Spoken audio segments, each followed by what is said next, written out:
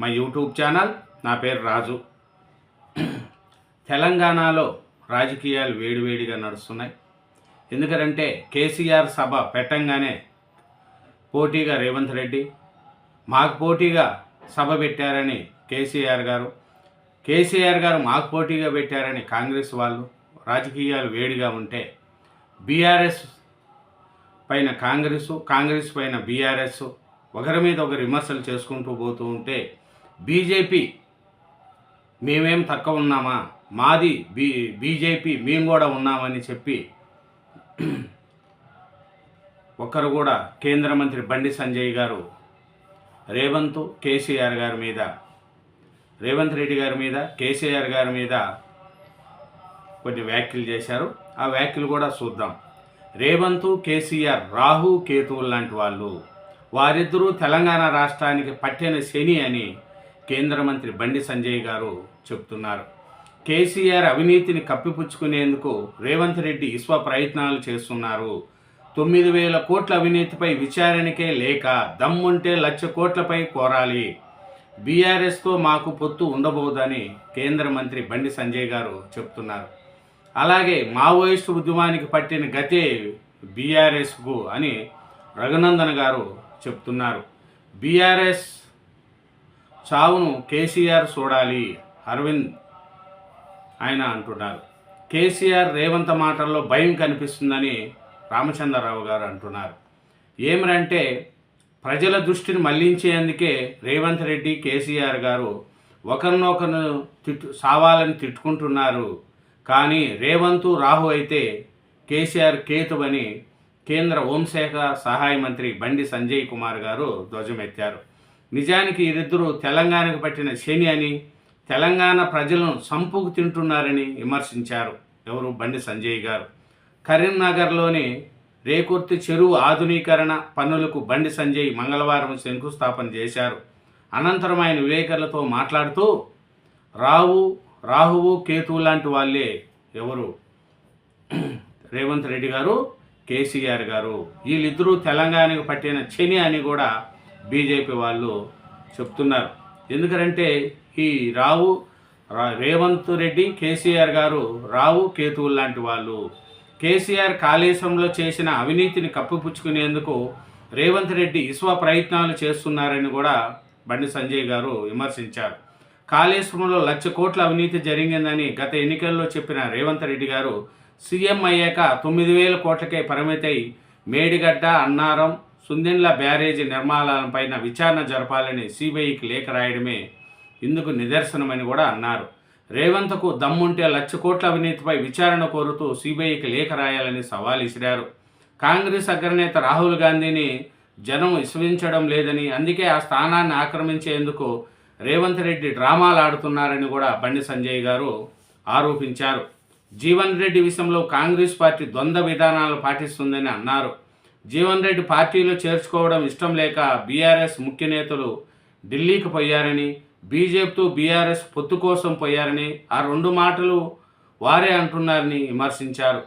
బీఆర్ఎస్తో బీజేపీకి ఎలాంటి పొత్తు ఉండబోదని స్పష్టం చేశారు. బీఆర్ఎస్తో పొత్తు పెట్టుకున్న చరిత్ర కాంగ్రెస్ ఇదని విమర్శించారు. మావోయిస్టు ఉద్యమానికి పట్టిన గతే బీఆర్ఎస్కు పడుతుందని బీజేపీ ఎంపీ ఎం రఘునందనరావు వ్యాఖ్యానించారు. మంగళవారం ఆయన మీడియాతో మాట్లాడుతూ, కొండపల్లి సీతారామయ్య 4 దశాబ్దాల కిందట నిర్వహించిన జగిత్యాల జైత్రయాత్ర 2026 మార్చిలో ఎలాగైతే ముగిసిపోయిందో, బీఆర్ఎస్ అధినేత కేసీఆర్ ప్రకటించిన జగిత్యాల జైత్రయాత్ర కూడా అదే గతి పడుతుందని అన్నారు. బీఆర్ఎస్, కాంగ్రెస్ మధ్య ఆర్థిక బంధం ఉందని కూడా విమర్శించారు.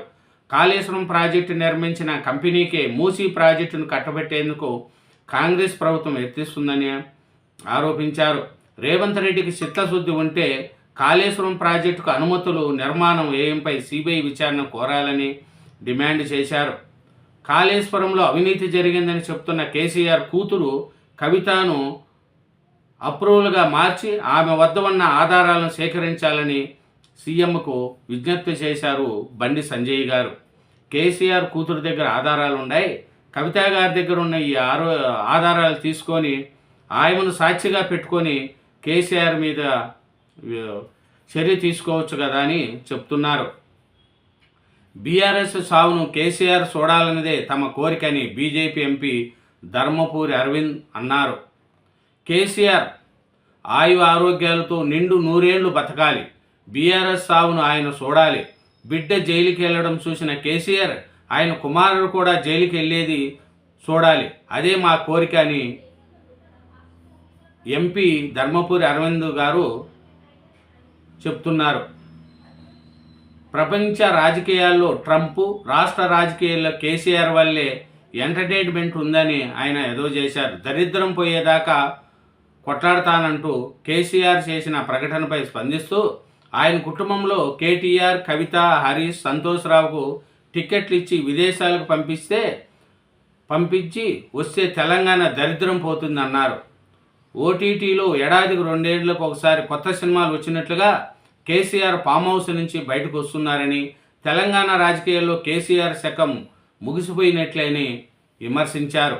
ఎందుకంటే కేసీఆర్ గారు, రేవంత్ రెడ్డి గారు ఇద్దరు కూడా ఒకరి తప్పులను ఒకరు సరిదిద్దుకోవడానికి చేసుకుంటున్నారే తప్ప వాళ్ళు ఏమీ లేదు. కాళేశ్వరంలో అవినీతి మీద 1,00,000 కోట్ల అవినీతి జరిగితే సీఎం రేవంత్ రెడ్డి గారు 9,000 కోట్లే పరిమితి అయిందని సిబిఐకి లేఖ రాయడం, ఇప్పుడు బ్యారేజీలు అన్నీ కూడా డ్యామేజ్ అయితే కూడా వాటి మీద కూడా సిబిఐకి ఎందుకు చేయలేదు అనేది కూడా వీళ్ళు చెప్తున్నారు. అలాగే కేసీఆర్ గారు కూతురు కవిత గారు జైలుకి వెళ్ళడం చూశారు. అట్లే కేటీఆర్ కూడా జైలుకి వెళ్ళేది కూడా చూడాలా అని కొత్త సినిమాలు ఓటీటీలో ఏడాదికి 2 ఏళ్లకు ఒకసారి కొత్త సినిమాలు వచ్చినట్టు కేసీఆర్ ఫామ్ హౌస్ నుంచి బయటకు వస్తూ ఉంటారు. కేసీఆర్ ట్రంప్ వల్ల ఎంటర్టైన్మెంట్ ఎక్కువగా ఉంది అనేది కూడా బీజేపీ వాళ్ళు చెప్తున్నారు. ఇంకా ఏం చెప్తున్నారంటే రేవంత్, కేసీఆర్ ఒకరికొకరు తప్పులు సరిదిద్దుకోవడానికే సరిపోతుందే తప్ప ఏమీ లేదనేది కూడా చెప్తున్నారు. మోటార్లకు మీటర్లపై కేసీఆర్ అబద్ధాలని రామచంద్రరావు గారు చెప్తున్నారు. కరెంటు మోటార్లకు మీటర్లు ఏర్పాటుపై బీఆర్ఎస్ అధినేత కేసీఆర్ అబద్ధాలు ప్రచారం చేస్తున్నారని బీజేపీ రాష్ట్ర అధ్యక్షుడు ఎన్ రామచంద్రరావు మండిపడ్డారు. బీజేపీ లక్ష్యంగా కాంగ్రెస్, బీఆర్ఎస్ పార్టీలు బహిరంగ సభలు నిర్వహించాయని, కేసీఆర్, రేవంత్ రెడ్డి మాటలు చూస్తూ ఉంటే వారిలో ఉన్న భయం స్పష్టంగా కనిపిస్తుందన్నారు. దీని మీద కాంగ్రెస్, బీఆర్ఎస్ ఒకటేనని, వాళ్ళు ఎప్పటికైనా పొత్తు పెట్టుకుంటారని, మేము బీఆర్ఎస్తో ఎట్టి పరిస్థితుల్లో పొత్తు పెట్టుకోమని కూడా బీజేపీ వాళ్ళు స్పష్టం చేస్తున్నారు. ఎందుకంటే రేవంత్ రెడ్డి గారు, కేసీఆర్ గారు రాహుకేతువు లాంటి వాళ్ళని, వాళ్ళు ఒకరి మీద ఒకరు విమర్శలు గుప్పించుకుంటారే తప్ప ఒకరి మీద ఒకరు చర్యలు తీసుకోరని, కేసీఆర్ చేసిన అవినీతిని ఎందుకు రేవంత్ రెడ్డి గారు చూస్తూ ఉండిపోయారని, 1,00,000 కోట్లు తిన్నారు ఎలక్షన్లకు ముందని చెప్పిన రేవంత్ రెడ్డి గారు ఇప్పుడు కేసీఆర్ గారి మీద ఎందుకు చర్యలు తీసుకోవట్లేదని మన బీజేపీ వాళ్ళు మండిపడుతున్నారు.